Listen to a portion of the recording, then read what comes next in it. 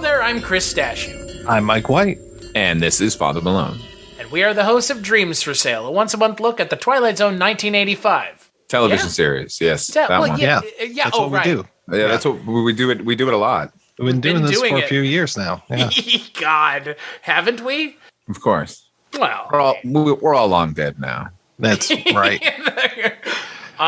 Perseus, of COVID strain Perseus has killed all of us. The end, ladies and gentlemen. No, we're not talking Omega about strain. We're talking about the monkey strain. God. We're going to be talking about 2 episodes of the show.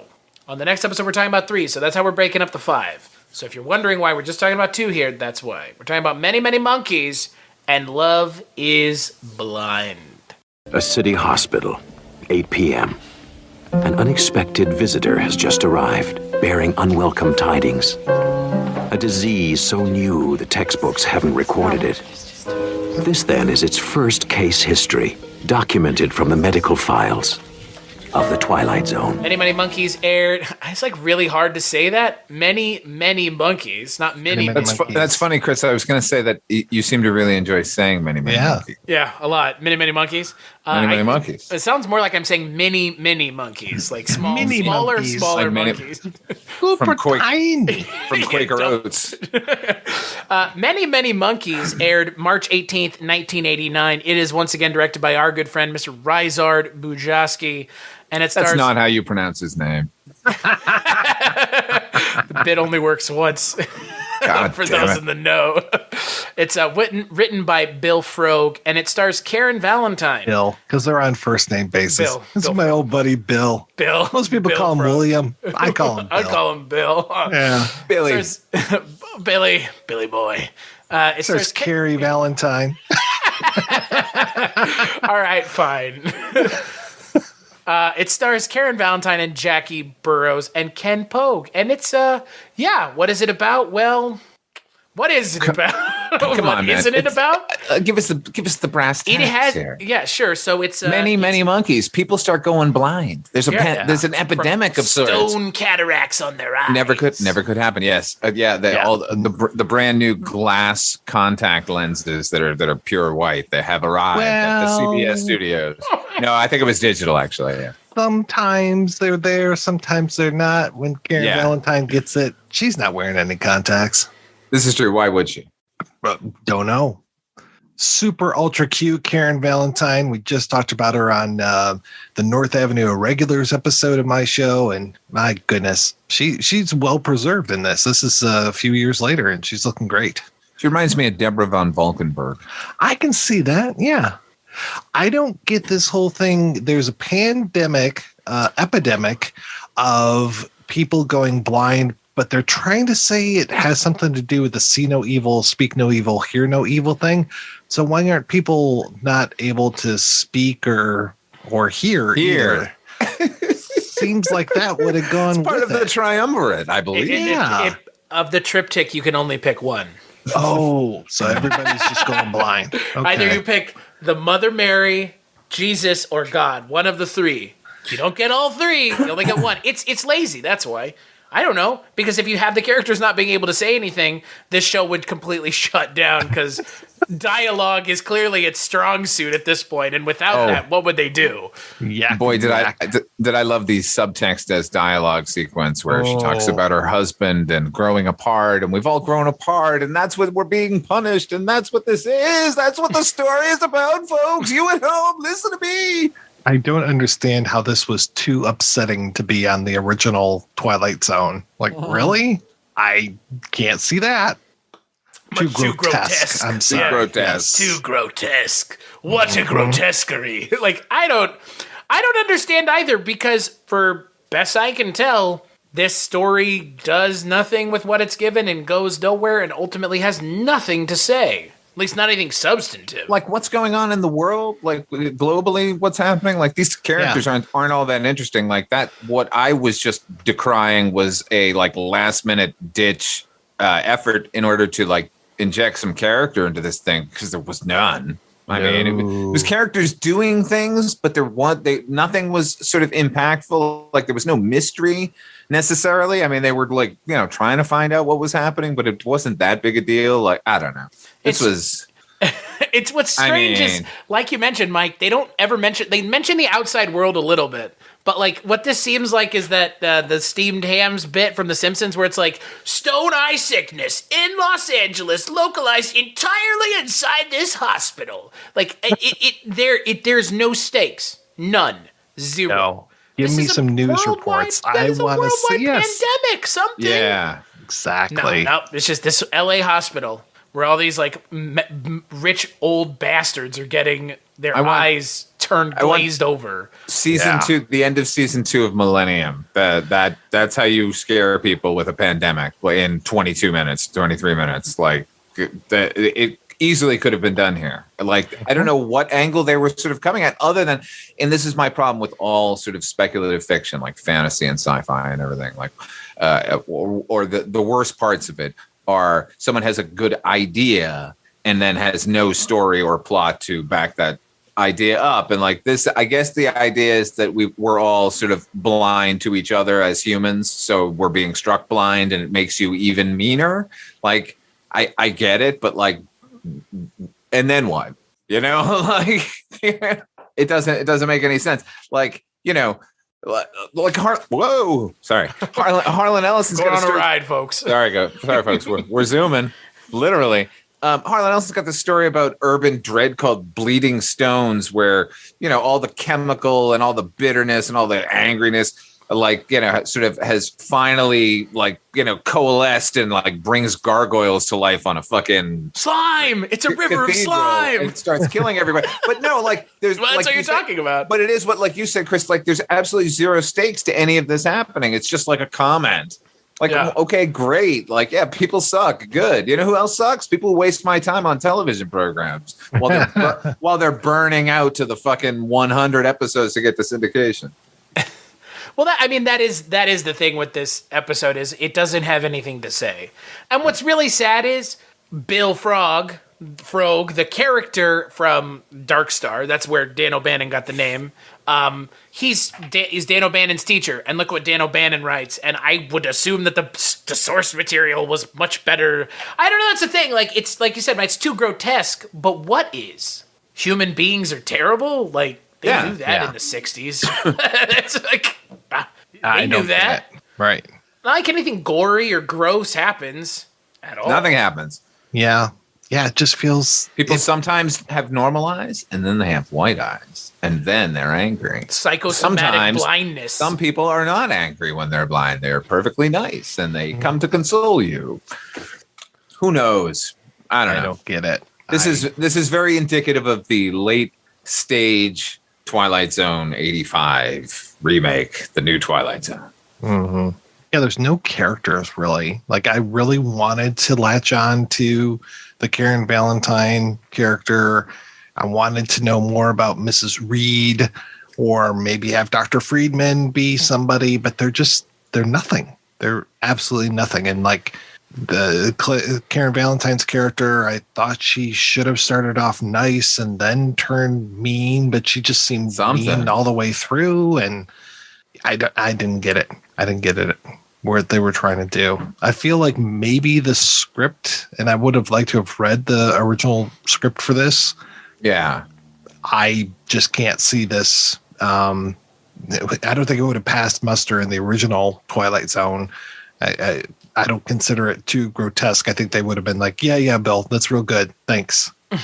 It's too grotesque because it wasn't very good. Okay, I don't know the history. This was written for the original Twilight Zone, Rod Serling Twilight Zone? Yeah. Yep. Okay. All right. Yeah. Well, I can see for the final season in '64, so it might have been sucky anyway. Yeah. Well, I could see at the time them looking at just what we got and being like, "This is too disturbing." Mm-hmm. It is truly. I am disturbed by this, but not for the reason. In '64, like 20. Yeah. Well, 23 years later. I don't know. Thank God we didn't get it at Night Gallery. Oh. What I really want, I got to talk about more blind people, please. Could we? Is that I'm a just not possibility? satisfied with one blind person or many blind people. I need to see yet another blind person tonight, please. Get another blind Chris. Canadian. Yes. Chris, make it happen. Boy. So yeah, let's talk about the next episode, Love is Blind. The man behind the wheel is Jack Haynes, a long-haul trucker. On any other night, he'd be on the lookout for a good time. But that's changed. A lot has changed for Jack because of one overheard telephone conversation. He learned that tonight his wife is meeting another man here at the Mustang Bar. His name, unknown. The only thing Jack Haynes knows for certain is that tonight there's going to be murder at the Mustang, a little place 10 miles from town, and deep in the heart of the Twilight Zone. Love is blind. That's a good one. That's a deep cut. Yeah, this episode is directed by Gilbert M. Shilton, written by Cal Willingham, and it stars Ben Murphy and Sneezy Waters as the blind singer. And what is this episode? Well, a man is going to find his wife who's cheating on him, possibly, maybe. He has bad information, as they tend to in these stories. And there just happens to be a blind jazz singer, blues guitarist, playing the blues of love. And all of a sudden, the song, it's like that Dave Chappelle skit where Tupac's supposed to be dead, and Tupac starts talking about stuff that's happening in the skit. This guy's doing the same thing. He's like playing his guitar. He's like, and looking to my left, there's a guy drinking a beer. Whoa, what the fuck? The main character ends up realizing that the blind guy is singing a song about him. Oh, hilarity ensues. Yeah. This one felt more like the 2019 version of Twilight Zone, and obviously that's not a compliment. Wait, it isn't? I don't understand. Oh, 2019 wouldn't have used the magical disabled person, though. That's true. He has a name. It's Sneezy Waters. Sneezy, yes. Jesus Christ. Don't say it again. Peter Hodgson. Yeah. It's a strange episode because this feels like Twilight Zone even more watered down than normal. Like, but I was talking to Father Malone last night when I watched this at 2 a.m. I was like, oh boy. Tales from the Crypt did this better. There is an episode of Tales from the Crypt that is eerily similar to the moment in this episode where his wife steps out in front and he shoots her, and it's like, oh, he's going to jail and you didn't learn your lesson and yada yada, and it was all a big mistake.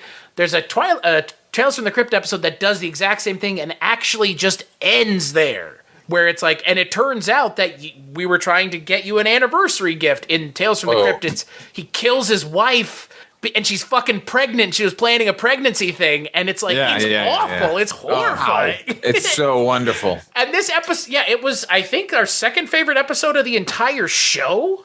No, it's actually my favorite. Your favorite, over Man Who's Death. Yeah. Yeah, but this episode has that same moment, and then it decides to completely back out of it. I agree. I thought the same thing while I was watching it. Like, here's the the exact same plot of a similarly themed anthology series that you and I have talked about, and that one did literally everything right. The Tales from the Crypt one, and this one does literally everything wrong. It is the most. This is a radio drama, is what it feels like. There's nothing sort of cinematic or visual going on here. It's 3 people in a fucking room, and it's this guy who okay, listen, I'm really not the guy who needs things explained when it comes to sort of genre entertainment, but what the fuck was going on here?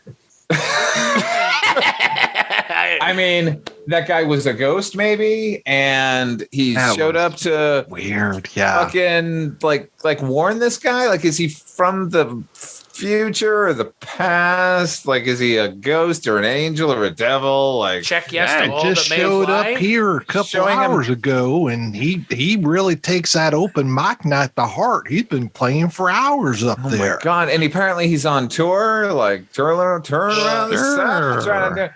It's the nose blowing tour with Sneezy Waters. Woohoo! Yeah. Blow the house down, old. There was like a series of books in the 60s. It was about I forget the fucking name of it now, but it was like a guitar playing guy who he goes from town to town. It's like a series of novels. He would go to town to town, like solving, like the Incredible Hulk, kind of like, just solving. A little Route 66-ish type thing. Kind of thing, yeah, but it was always sort of supernatural tinge. Oh. And that's what this thing sort of felt like it was yearning towards this particular episode. Mm. Well, it feels like it felt like a failed like a backdoor pilot for a series. That at the end, that's what it felt like to me. Like, and now they're on the road together. Like, just like You're going to take me to the next town. We're going to the next open mic night now. Right, exactly. My friend seems weird, but I'm telling you, he's on the level. Yeah. Let him sing a song about you. It'll be amazing. Yeah. Just watch what he does. When I get close, it sounds like thunder. And like a lot of witty banter between them. Right. Because there was a bunch of witty banter in this episode. Oh, yeah. The wittiest. Well, that's the other thing about this episode. It somehow feels like a watered down Twilight Zone episode in and of itself. Like, what's the message here? What is the point? Right. And to Father Malone's point, there's no bite to it. It could be that sticking the knife between your ribs and twisting, but instead it's like, oh no, you avoided that whole situation, friend. It's like, this time's for real, boy. Right. You stole my story. Yeah. And are they going to the next town, or is he just going to drive them straight to hell? I mean, yeah, like where to? Yeah, you might have gotten away with it, but you had murder in your heart. In your heart. Your heart. Your heart. Fucking Christ. Oh, there it is. Oh, God. Wow, cowboy? Man, all right. Man, if you know what that's from, good for you. At this point, this show is completely devoid of anything that makes it the Twilight Zone. And it's just, it feels like if someone showed this to me without the bumpers and was like, what is this? Is this like, what anthology is this? I would be like, I don't know. Yeah. Fucking, science fiction power hour down at the local fucking, public access studio. Like, I don't know. Not the Twilight Zone. Definitely not the Twilight Zone. I mean, maybe 60s Twilight Zone if Rod was like running out of ideas, like he had to have like another 700 scripts written, maybe. Right. But this one is like provocatively poor, like really bad. I did not like it. I have to give credit where credit is due, and I really did like Sneezy's singing, and I read that he actually portrayed Hank Williams, I think it was both junior and senior, but definitely I could see him doing I think it's just senior. I could see him doing one hell of a senior. Because he could channel that. It sounded very Hank Williams Sr. to me. Honestly, the worst part about this episode is that this musician is in it, and it's a waste of his time because he's clearly not bad. Frankly, neither is Fred Murphy. Not given much to do, unfortunately. No. That's kind of the issue now. Is I think we keep reiterating like nobody is given anything to do. Isn't that fun? Like, no stakes, everybody. Zero. Hey, here's a whole lot of plot and no story at all. Mm-hmm. And then they backed out of it right at the end. Just this whole thing was a dream. The last 15 minutes was a dream. Skip it so hard. It's unfortunate, but not surprising. Skip this blind episode. Turn a blind eye to it if you would. Double blindness. Is there anything else we want to talk about? No. Next episode I want to talk about. So, on our next and final episode of Dreams for Sale, an idea started many moons ago. We're going to be talking about 3 episodes. Crazy as a Soup Sandwich, Special Service, and Father and Son Game. And wouldn't you guess it, Father Malone? We're going to get to close out the show with a Harlan Ellison episode. Like poetry, it rhymes. You're goddamn right. And a J. Michael Straczynski episode. Oh, thank God. All right. Yay.